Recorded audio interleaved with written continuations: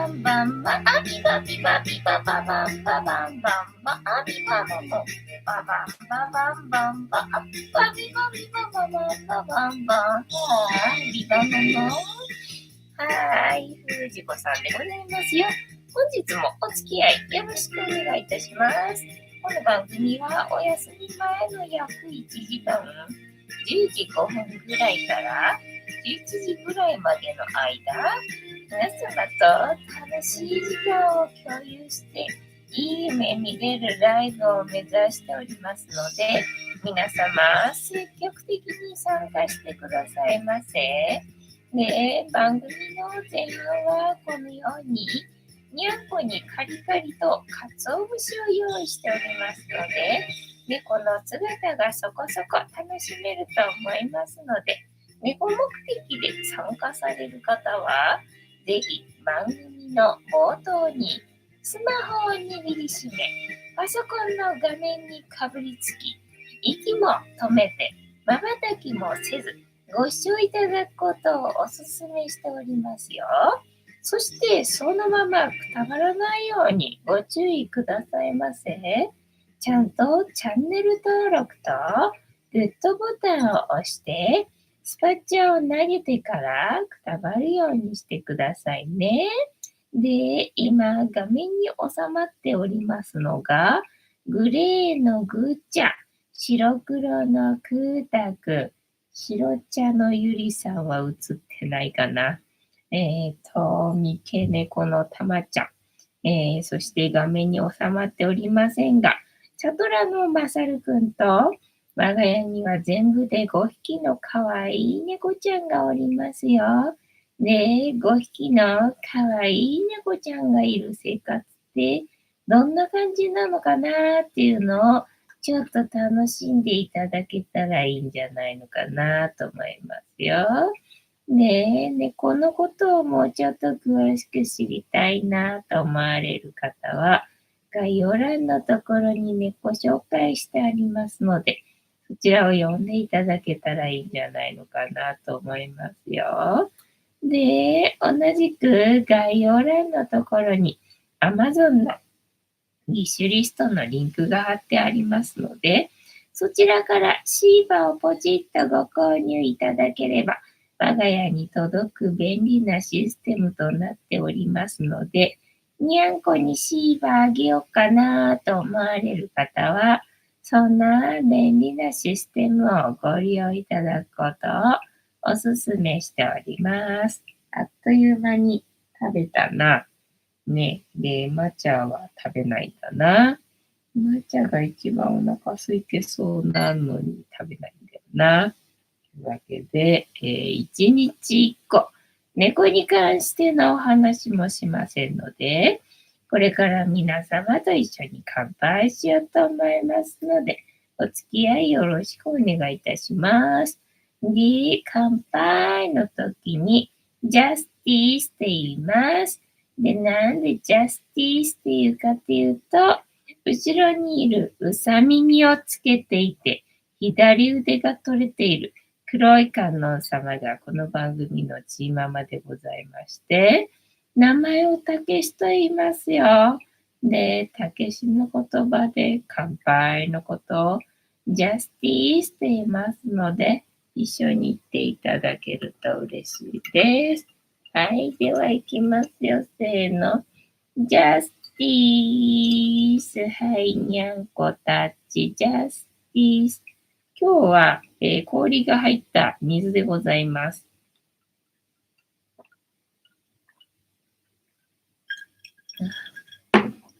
塩が入っていない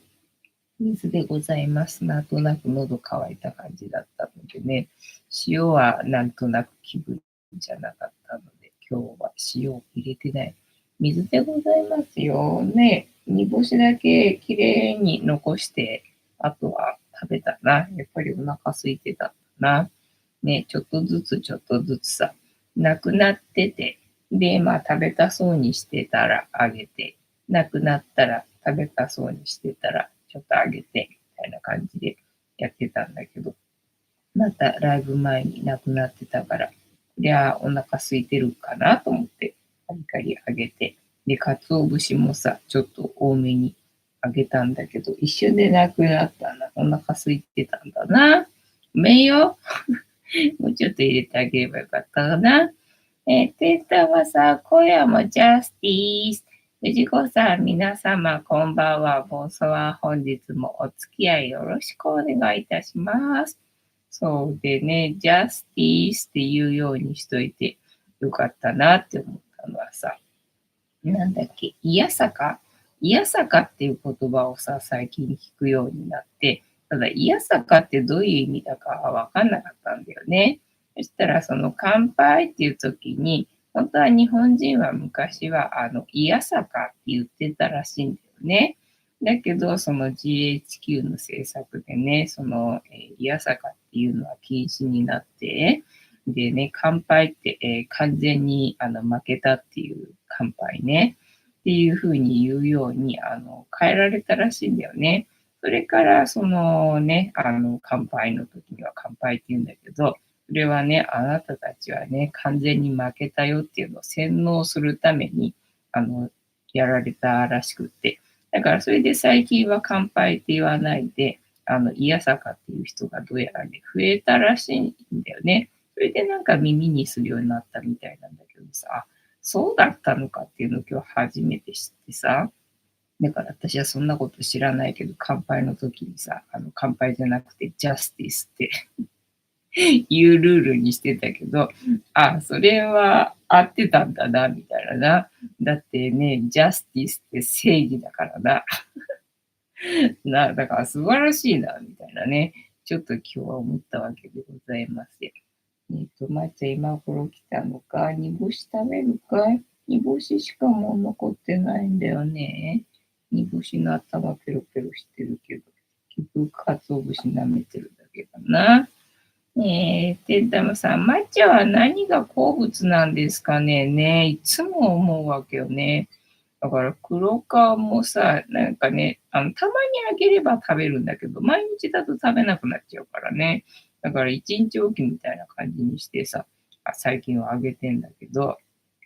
でね、前にサワラをさ、まっちゃんね、一人だけ食べてくれてたことがあったんで、だからね、なんかサワラあげたいなと思うんだけど、もうね、サワラ売ってるスーパーないんでさ、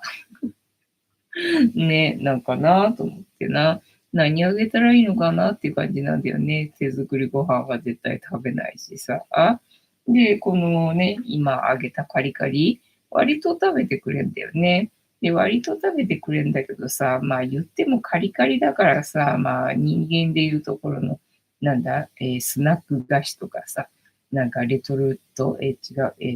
なんていうんだな、そんなジャンクフード的なものなわけじゃん。だからそればっかりあげるのもなーなんていうふうに思うんだけど、でも結局食べてくれるのはそれだけなんでさ、どうしたもんかね、みたいな感じなんだよね。よしさん、ジャスティース、皆様こんばんは、ボンソワ。本日もお付き合いよろしくお願いいたします。てんたまさん、信じるやつが正義、ジャスティース、はい。乾杯って言わないようにね、して、ジャスティスに言い換えてたのは、ね、正解だったんだなっていうことが今日分かってちょっと誇らしかったよ。誇らしかったよ。そう、今日なんかさ、涼しいんだよね。涼しいっていうか、まあ、外は暑くないんだよね。外は暑くないんだけどさ、で、うちがさ、なんか28度でもちょっと効きすぎてる感じがしてたんでさ、昨日だか、なんだか一昨日だったっけ、1度上げたんだよね。1度上げたら途端に効かなくなって、まあ、途端に効かなくなったのは外が涼しいからかもしんないみたいな感じだったんだけどさ。で、今日もな、外はまあ割と過ごしやすいんだけど、ただやっぱりエアコンついててもうちの中は暑いっていうことはだよと思って。これエアコン消したところで別にうちの中涼しくなるわけじゃないんだよねと思ったんでさ、結局1度下げてな、28度に戻して、でね、今、過ごしてるんだけどさ。まあ、なんか、それでちょうどいいかなぐらいだ。感じなんだよね。なんか逆転現象っていうの、外のが涼しいんだけどっていうね、エアコン消してないからわかんないけど、そうで、天気がさ、明日なんか大雨みたいでさ、で、洗濯明日できないのかと思って、なんだよと思ってさ、明日晴れてくれるかと思ったのに、明日大雨じゃんなと思って、だからまあ洗濯するなら今日のうちに洗った方がいいんだろうけどさ、今日もなんか降ったりやんだり降ったりやんだりしてっからさ、この状態じゃ洗えないもんな、なんていうふうに思って、で、夕方ぐらいにね、なんか、昼間かなんか見てたら、5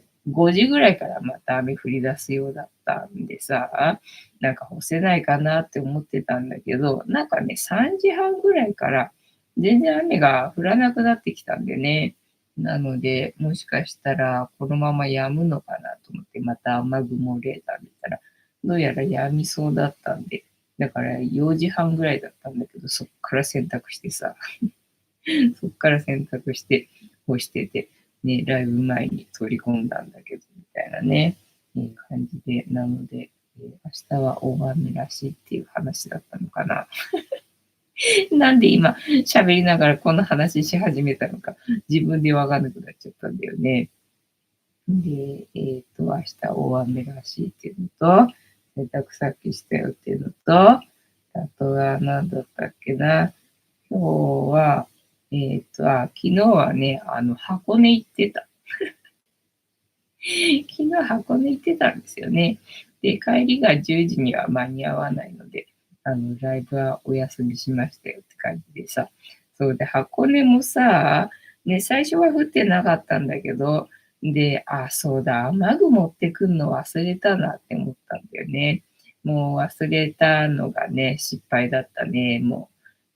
夜はさ、土砂降りだったわけよ。で、あ、しまったと思って。ただまあね、行った先がホテルだったんでさ、まあ傘ぐらいあるだろうっていうのでさ、なんかちょっと貸し傘ありませんかっていうふうに交渉して、まあ普通にあったんだけどね。で、それを借りて、昨日はね、過ごしてましたよっていう感じ。で、あとはなんだっけ、話が続かないぞ。あとは、今日は、涼しいよって話か。そうで、明日大雨らしいんだけどさ、明日気温見たら、さっき気温を見たらさ、なんかすげえ涼しいのな。あれこれはエアコン止めればよかったか。エアコン止め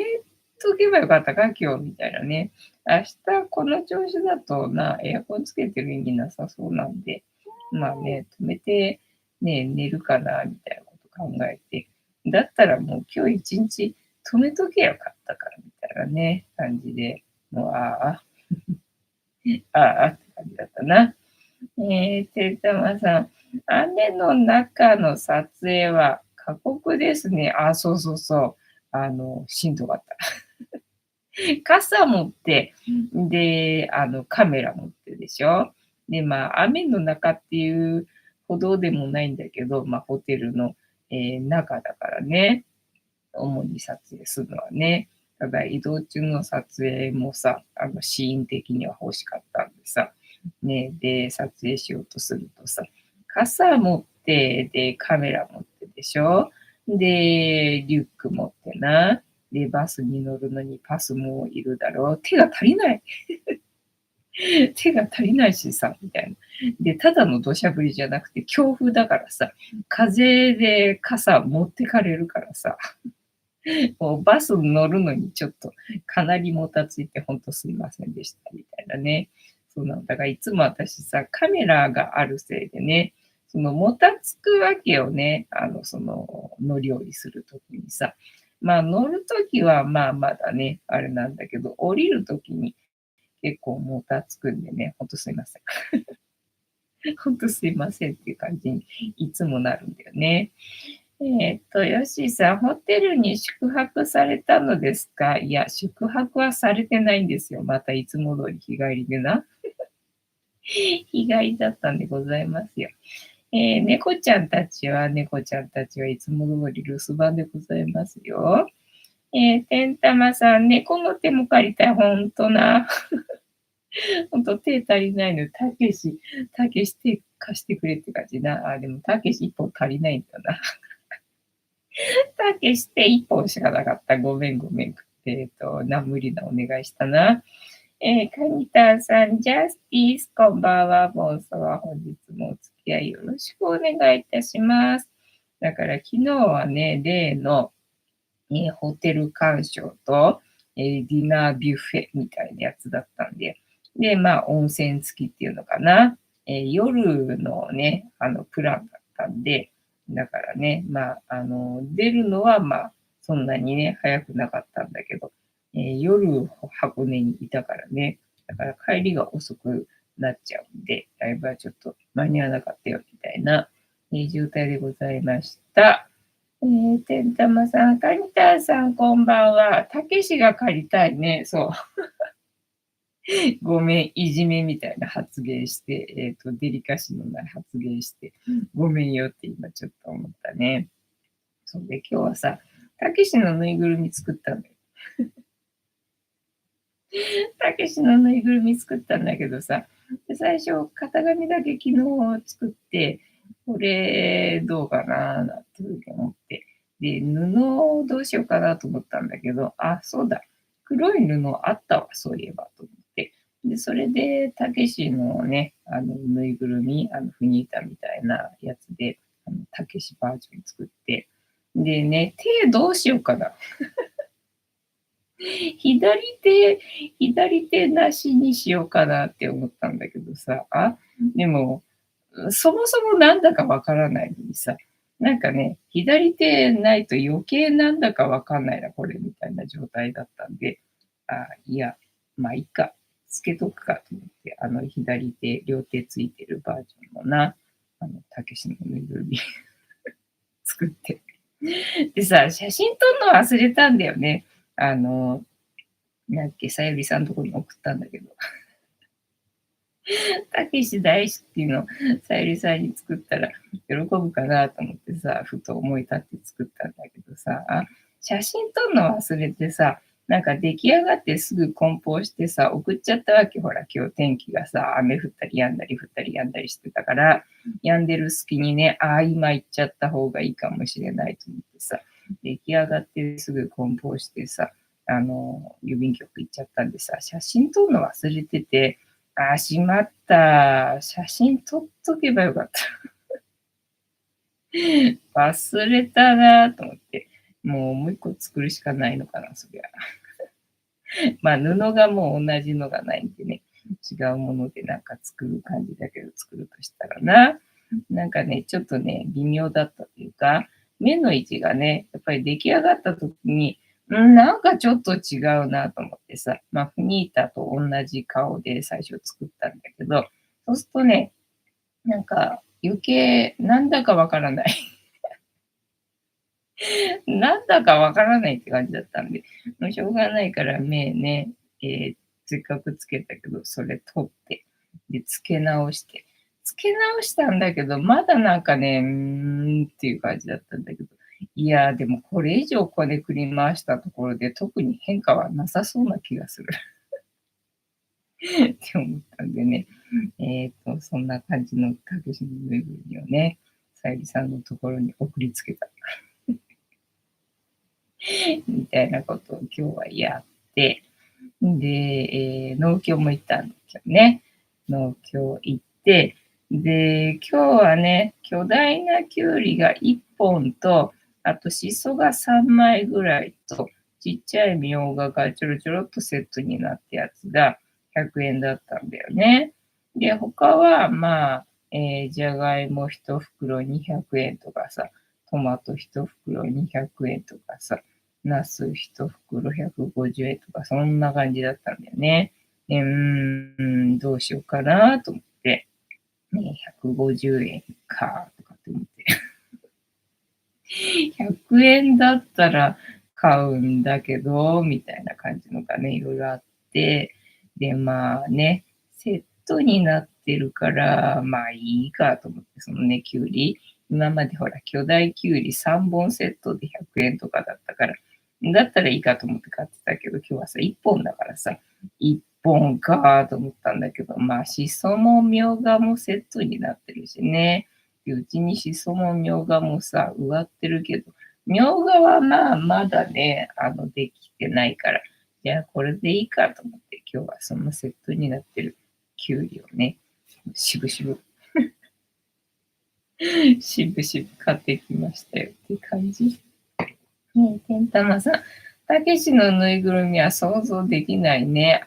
写真撮っとけばよかったと思って。ね、後でまじまじと見てさ、どこをどうすればよかったのかなってちょっと考えたかったんでさ、写真撮るの忘れたなと思ってな。てんたまさん、けんもちさんも、さぞお喜びでしょうね。喜んでもらえるといいんだけど、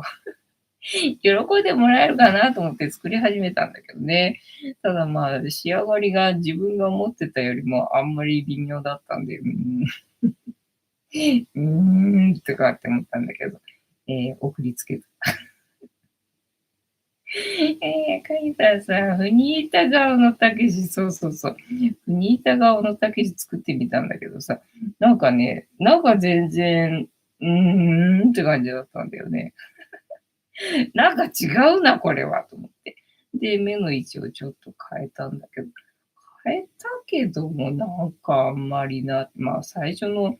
フニータ顔のよりは、まあ、ちょっといい感じはするけど、と思ったんだけど、ただ、付け直したところであんまりなんかなーっていう感じだったのが、ちょっと残念だった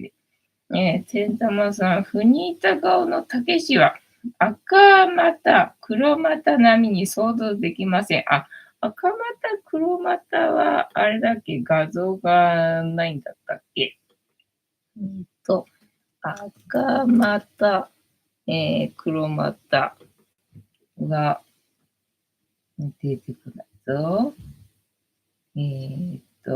白黒のこれしか、ないんだったっけ。画像。ね、白黒がほとんどなのか。顔なしみたいな、感じいや、なんか違うか。カラーのもあるけど。全然、なんだ、二つの神様っていうわけではなくて、赤股黒股っていう名前の、神様ってことなのかね。ね、蛇のもあるし、なんか顔なしみたいなキャラクターのもいるし、あとなんだ、生ハゲみたいのもいるしな。想像つかないよね。想像つかないよね。で、作る前はさ、なんとなくイメージ的には、まあまあ、まあまあいいじゃないのと思ったんだけどさ、出来上がったらなんか違ったんだよ。あれと思って、なんかイメージしてたのと違うなーっていう感じだったんだよね。で、なんだったっけ、きゅうり買ってきて、で、今日は、納豆を食べたのか。でね、そのきゅうりね、きゅうり皮むいて、種取って、で、みょうが刻んで、で、しそちぎって、で、混ぜ混ぜしてた。そうそうそう。でさ、払い込みに行ったわけよ。何のだよ。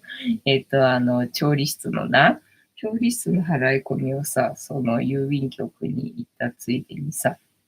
行ってきたわけよね。でさ、なんか、人数がほら、25人入れる場所じゃんか。だからまあね、25人ぐらい集まるといいよなとは思ってるけどさ、払い込みに行ったらさ、何人で利用されますとかっていうわけ。そんな、ね、言わなきゃダメなの。言わなきゃダメなのみたいなね。いや、まだわかんないですっていうふうに言ったんだけど、別に25人ね、入れればいいんじゃないのと思ったからさ、そんなん言わなきゃダメなのかと思ったらさ、なんか大体でいいんでとかって言われてさ、いや、今まだ3人は決まってるんですけど、それ以上はちょっと、わからないんですけど、なんか大体でいいんでとかって言うから、と思って。理想は20人ぐらい集まるといいと思うんですけど、ねえ、でもまあそんな集まるかはわからないので、まあせいぜい10人ぐらいじゃないでしょうかね。なんか悲しくなってくる。悲しくなってくるよね。なんでそんな言わなきゃいけないのかな、みたいなね。出来事が今日はございましたね。えーっと、てんたまさん、赤股、黒股は、石垣島、西表島の4カ所、あ、そっかそっか、それぞれで違うのか。その顔が。えーっと、豊年祭、で見られますが、一般人は、難しいですね。あ、一般人は入れないのか。撮影しちゃいけないとか、そういうことではなくて、そもそも入れないってことなのか。大吉さん、藤子さん、皆様、こんばんは、ボンソワ、本日もしぶとくやっておりますよ。てんたまさん、カニタンさん、ヨッシーさんが久留米から東京に引っ越されると、もう久留米動画は見られないのですか？どうだろうね。あれが食べたいっつって、なんか降っていっちゃいそうな人たちだから見れんじゃないのか。てんたまさん、大吉さん、こんばんは。カニタンさん。帰省で帰った時が久留米の、取材のチャンスです。ね、出身がそっちだからな。また行く機会もあるんだろうしね。ヨッシーさん、カニタンの実家は福岡市です。てんたまさん、帰省の機会があるのですね。ね、実家があるからね、そっちが、まあ、拠点っていうのかわかんないけど、ね、ずっと行かなくなるっていうわけではないんだろうからな。ね、そうだな、次どっか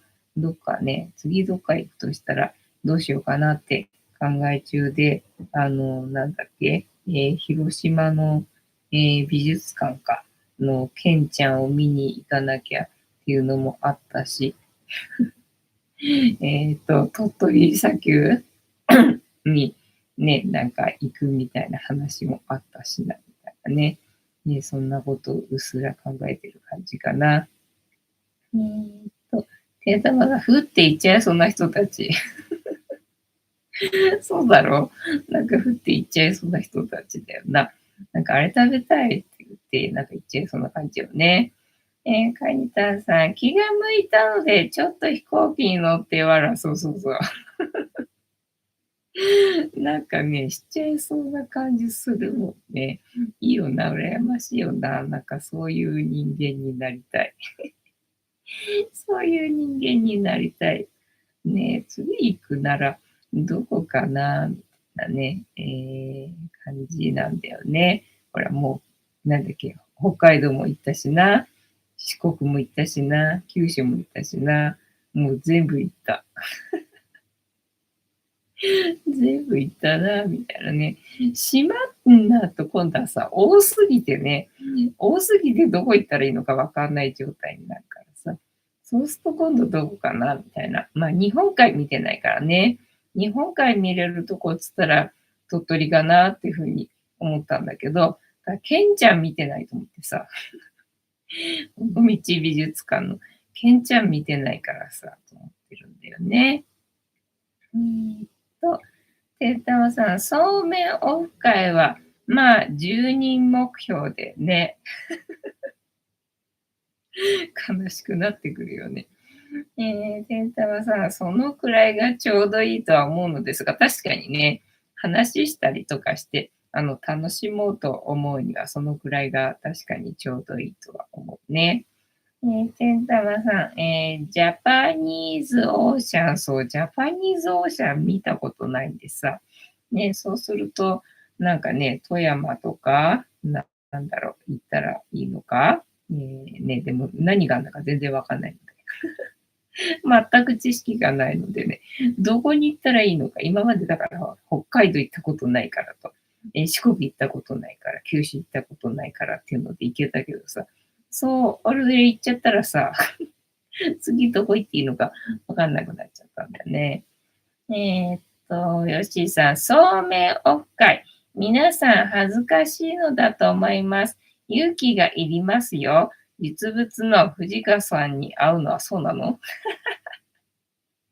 そうなの？なんか他の YouTuber ならまだしもね、私みたいのはなんか全然な気がするけど。ただね、なんかに申し込むとかっていうのは、結構ね、ちょっとやっぱりね、それなりの、エネルギー使うっていうところはあるんで、だからまあ、長めにまだね、1ヶ月以上は期間あるから、ね、それでなんとか、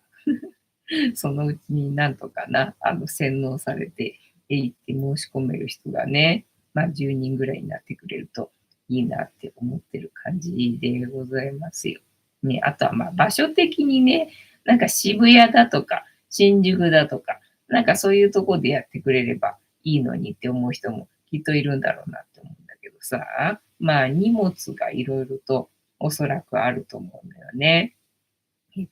なんだ、めんつゆとか。そうめんだろ。でね、なんかね、タオルがないんだって。タオルは持参してくださいって話で。で、出たゴミはお持ち帰りくださいっていうことでね、ああ、そうなんだなと思って、まあそうかなと思ったんだけどさ、やっぱりそうかみたいなね。で、タオルねえのかと思ってさ。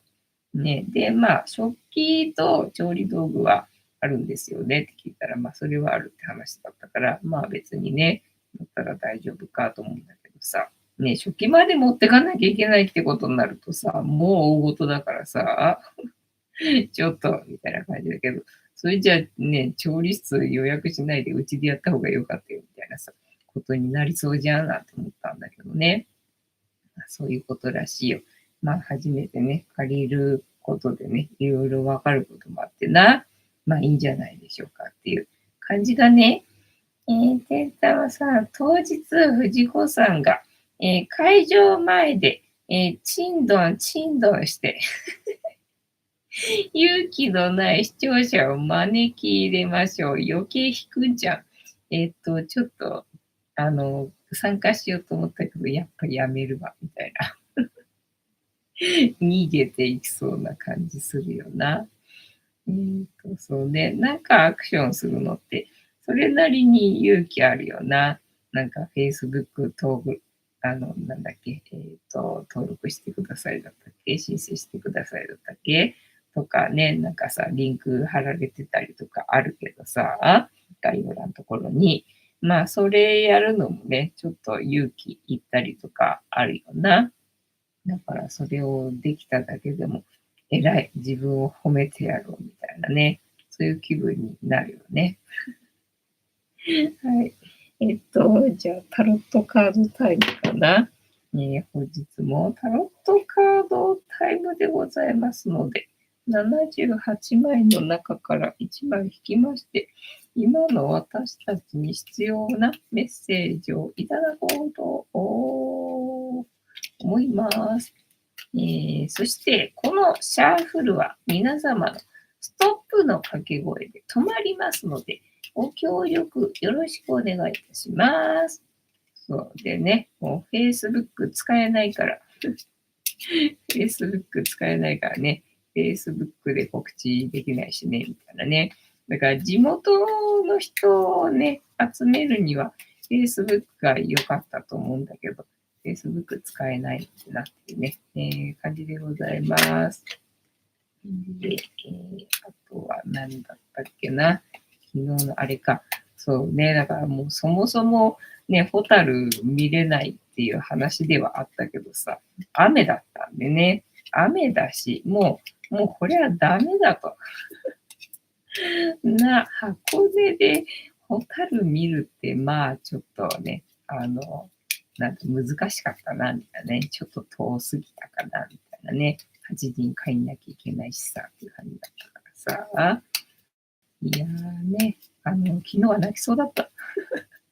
昨日泣きそうだったよね。なんかちょっと、みたいな。まあね、行ったおかげで分かったんでね、まあよかったんだけれどもさ、小アギ園自体は別にね、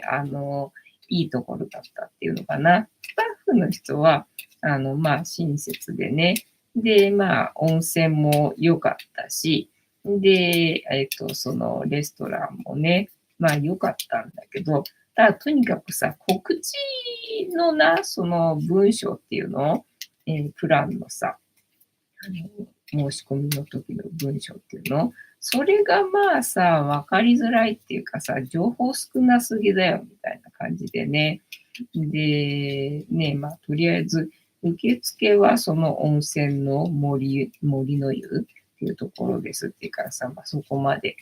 とりあえず行ったじゃんみたいなね。で、それで受付行ったけれども、まあ申し込んでる人が少ないのかなんだかわかんないけど、あんまり分かってない状態なのかなっていう感じだったんだよね、行ってみてもね。でさ、しかもさ、温泉付きのプランだからさ、タオルもね、当然含まれてると思ってさ、持ってかなかったわけよね。タオルが含まれてるとか含まれてないとかさ、そういう情報もなかったんでさ、当然私は含まれてるもんだと思って言ったらさ、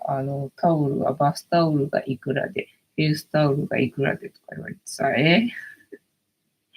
タオル含まれてねえのかよと思ってね。まあ、しょうがない。持ってきてないからと思って。で、まあね、追加でっていうのかな。借りて、で、温泉入って、温泉はね、素晴らしかった。気持ちよかった。めっちゃよかった。ね、それで、まあ、ご機嫌だったんだけど、何時までだったっけと思って、もうディナービュッフェが何時からだったっけとかっていうのはわかんなくて。でね、その受付の人が最初に全部説明してくれたりとかすればいいんだけど、なんかみんな分かってない状態っぽかったから、そういう説明もなかったんだよね。ただ普通にお風呂をね、案内されて、で、もう一回さ、またそのホームページのね、申し込んだところ探して、で、見たらね、6時からだったっけななんて思って、それに合わせてお風呂出たんだけどさ、6時半からだったわけよね。で、なんかね、水曜日は、なんかお店、その売店っていうのがお休みだったらしくって、なんでそんな日に、これ開催しようとしたんだろう。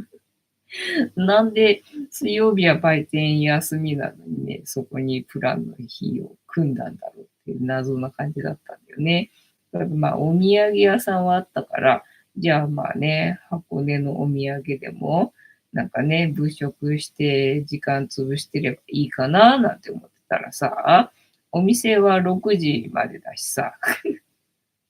で、売店やってないし、ね、お土産屋さんは6時までだし、30分何もすることないんかいと思ってさ。でね、その建物の中のレストランかなんかなのかなと思ってたわけよね。だけど、なんかね、その建物の中徘徊したけど、ないんだよね。あれと思って。やばい。ね、時間ないのに、場所わかんないと思って、しかも雨ザーザー降ってるし、と思って。で、結局その森の湯じゃなくて、ユネッサンの受付があったんだよね。で、そっちのが広くって、で、人がいたわけよ。だからまあそこで聞けばいいかと思ったら、なんかね、箱根で働いてる人たちって、なんか外人さんみたいなんだよね。一見ね、日本人かと思ったんだけど、喋り出すと、なんかあれ外人か、みたいなことが多くって、昨日は。で、聞いてみたらね、外人だったみたい。だから外人対応はできるんだけどね、日本人対応があんまりできない感じの人でさ、やっぱりプランのことはみんな知らないみたいでさ、説明しても話がトンチンカンなわけよね。あ、これはダメだと思って。時間もったいない、もう過ぎてんのに、なんて思ってさ。まあでも日本人のスタッフの人が出てきてくれて、で、多分そのレストランは1箇所しかないんだろうね。で、ホテルの方、こっちは温泉の施設みたいな感じだったみたいで、私はさっぱりわかんないからさ、説明っていうかね、そのホテルは、ホテルの方の、レストランはホテルの方ですとかって言われて、ホテルどうだよ。わかんないよみたいな感じでね、すげえもう昨日はその辺が、泣きそうな感じでございました。と、ヨッシーさん、ストップ、ありがとうございます。てんたまさん、最近はホテル別貸し多いですね。そうそうね。だからまあね、タオル持ってっときゃよかったんだろうけどさ、そんなプランだからさ、温泉付きのプランなんだからさ、当然タオルはついてんだろうと思ったらさ、別だったよねっていうところがちょっとね、だったら書いといてくれっていうのがね、悲しかったなっていうね、感じでございました。はい、というわけで、おしいさんからストップの掛け声いただきましたので、ここから6枚置きまして、7枚目のカード、今の私たちに必要なメッセージいただこうと思います。いただきますよ。せーの。1、2、3、4、5、6。で、7枚目のカード、本日はこちらでございます。せーの。じゃじゃーん。これは、なんだ、見たことあるかな。なんか、見たことなさそうな。見覚えがあんまりないカードだな。光っちゃって。光っちゃって。イライラする。こんくらいか。はい。7カード。ページ、ソードのページ、剣を振り回してる、5歳児の男の子的な、そんな感じのカードですかね。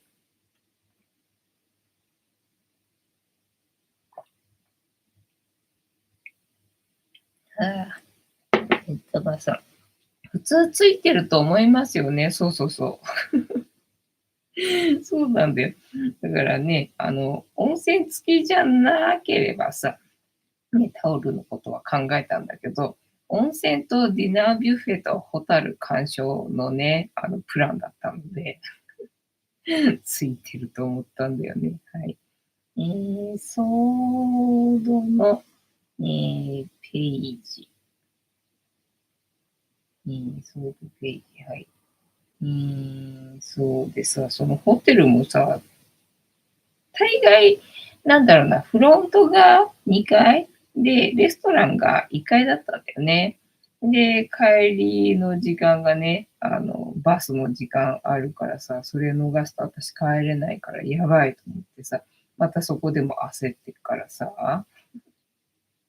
ね、で、フロントがさ、わかんないわけよ、どこかだから、と思って。で、1階がまあレストランで、レストランから帰るとき、フロントがわかんない、やばいと思ってさ、なんかね、4階だったんだよね、フロントがね。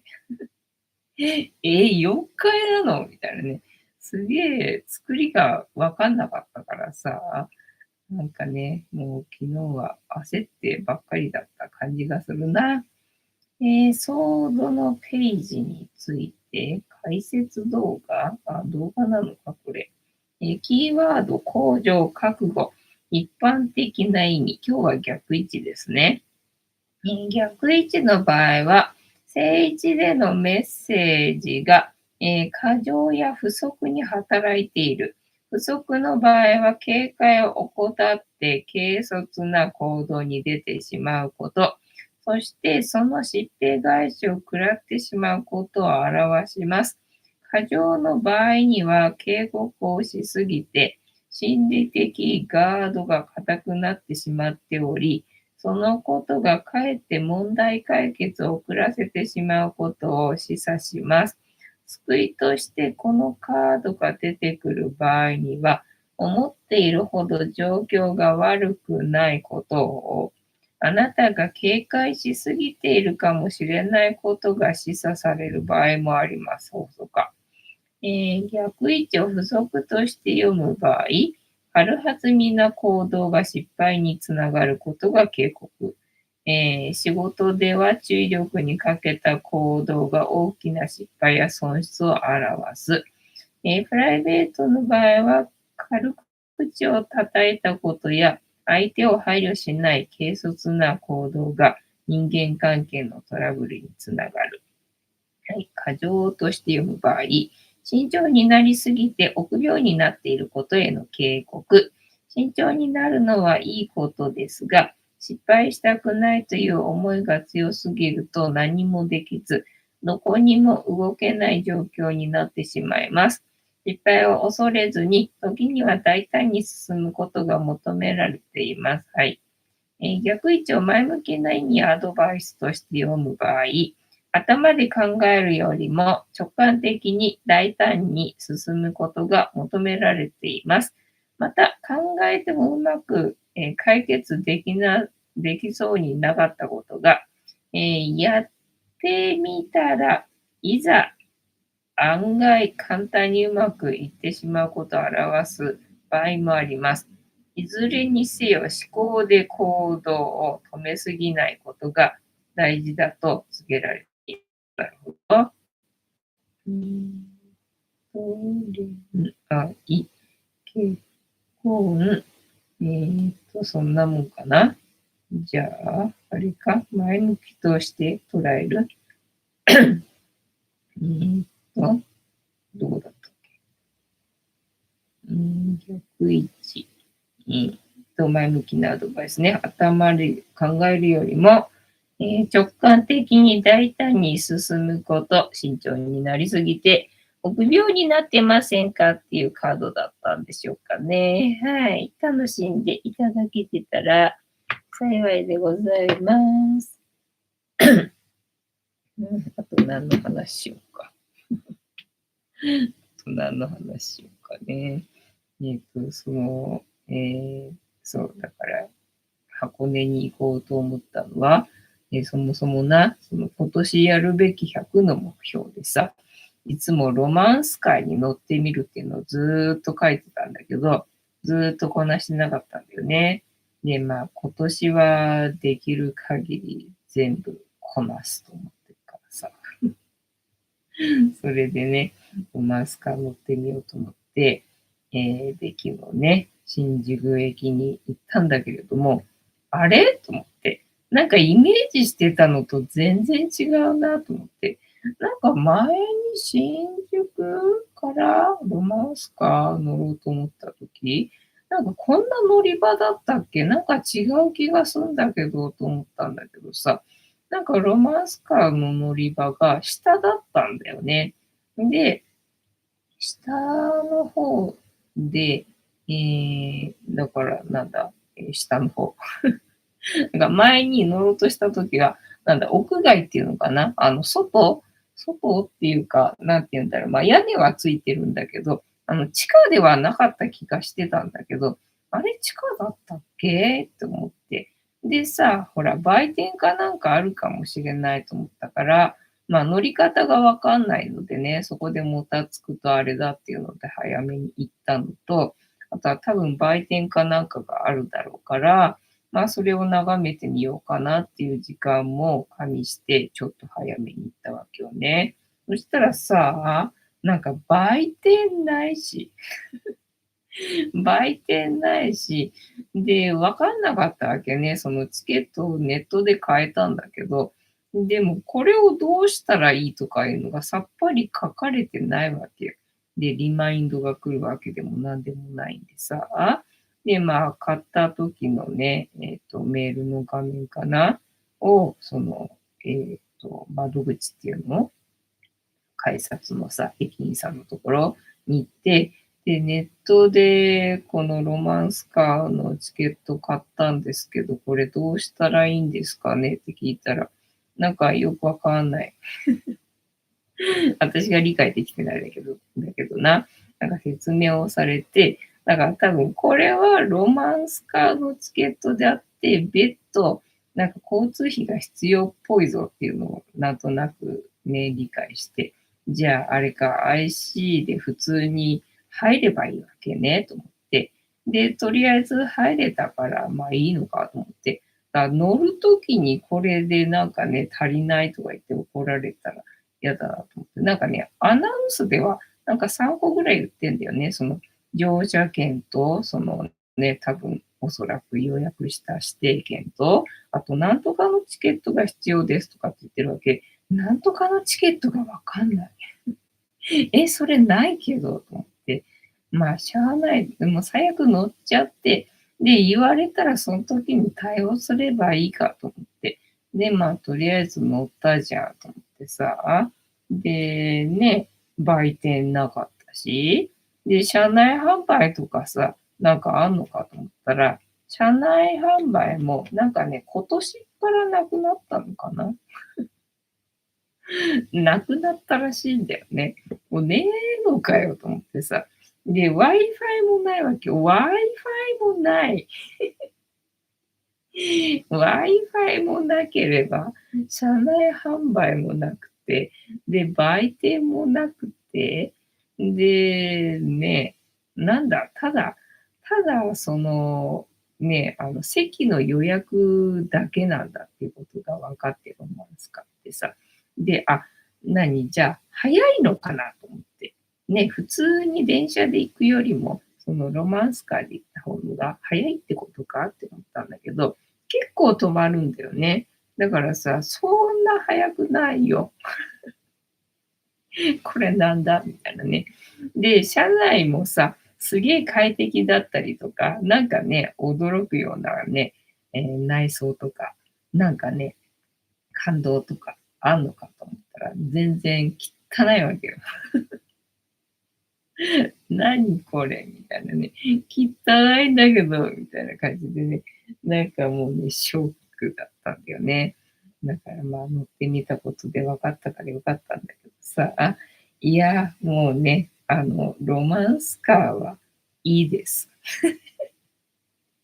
もうロマンスカーいいですと思ってね。だからそのね、100の目標で最初に思いついてロマンスカーに乗るっていう風にやった時に乗っとけば、それなりにね、楽しい思いはしたのかもしれないけどね。まあ、車内販売あったみたいだからさ、前はね、なんか今年からなくなったみたいだから、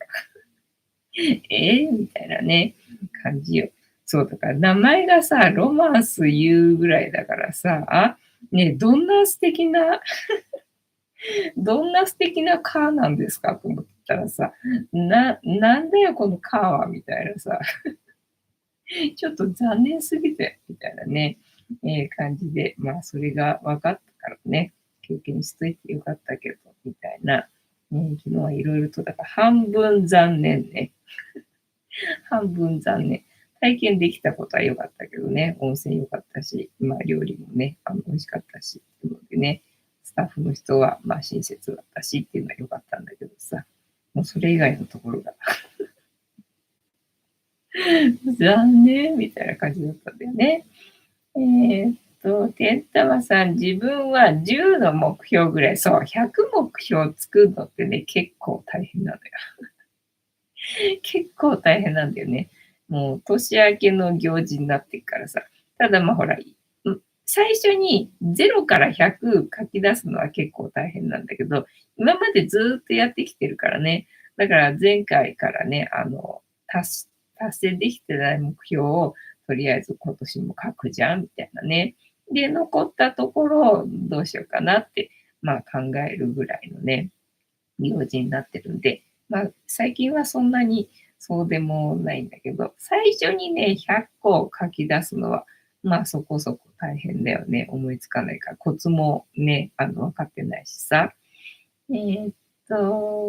沢さん、ロマンここにあらず、そうそうそう。ロマンスかっていうぐらいだからさ、ねえ、ロマンどんなだよと思ってさ、期待してたわけよ。でね、なんかロマンスカーに乗ってみるなんて目標ずっと書いてたけどさ、なんかいざ達成してみたら、おおって、まあそういうの結構あるんだよね。そういうの結構あるんでさ、まあね、書いといてよかったかなっていうのはね、ありますかね。よしさん、ロマンスカー残念だったか。そうそうそう、残念だったか、だった。ロマンスカー残念だったか、だったな。うん。で、あと何だったっけな。まあ、100の目標か。だから、100の目標、もう全然叶いそうにない目標とかさ、なんかもうさ、100書き出すのがね、もうだんだんわけわかんなくなってくるわけ。目標なのこれみたいなね。目標なのかなんだかわかんないみたいなのもさ、なんか書いとくと、なんかね、いつの間にかね、あ、何これが叶ったのみたいのが叶ったりとかするわけ。で、だいたい3割ぐらいが叶うんで、で、書いとけば3割叶うっていう風に考えると、書いといた方がいいじゃんみたいな、そういう行事。なので、気が向いたらね、皆さんもやってみてください。というわけで、本日も竹縄ではございますが、いいお時間になってまいりましたので、そろそろお開きにさせていただきまして、調子が良ければ11時ぐらいまで毎日のようにやっておりますので、お時間合うときはお付き合いいただけると嬉しいです。で、私の人生の目的は、私の笑顔で私とみんなを幸せにすることですので、チャンネル登録がまだの方はチャンネル登録とグッドボタンを押してスパッチャーを投げといていただけると私が笑顔になりますのでよろしくお願いいたします。あと、ご無理でなければお友達へのシェアもよろしくお願いいたします。猫の姿が物足りなかったよって方は、このチャンネルには猫の動画がいっぱいありますので、そちらを全部見といていただけたらいいんじゃないのかなと思いますよ。ってなわけで、本日もお付き合いありがとうございました。次回も見てくれるかな？はーい、いいとも。じゃんけんぽい。はい。ではでは、いい夢見てね。おやすみなさい。バイなら。